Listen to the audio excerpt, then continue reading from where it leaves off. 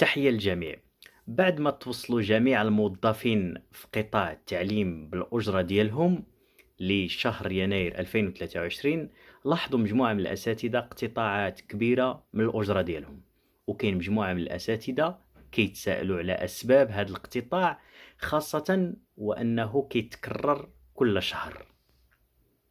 طبعا كاين ناس أولا اللي غيروا المنطقة، وطبيعي أنهم يجيهم اقتطاع، وهذا الاقتطاع كيمتد لشهور حسب المدة، واش كانت قصيرة أو طويلة قبل ما تغير له الوضعية.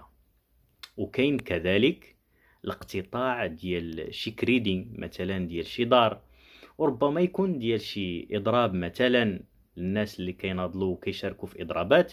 فالدولة غادا في هذا الاتجاه ديال الاقتطاع من الأجور، طبعا بدون موجب حق وبدون أي قانون.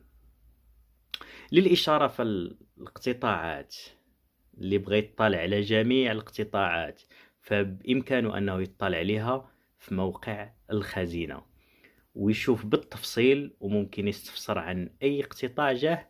وطبعا هناك شروحات لكيفية فتح حساب وتسجيل في موقع الخزينة TGR.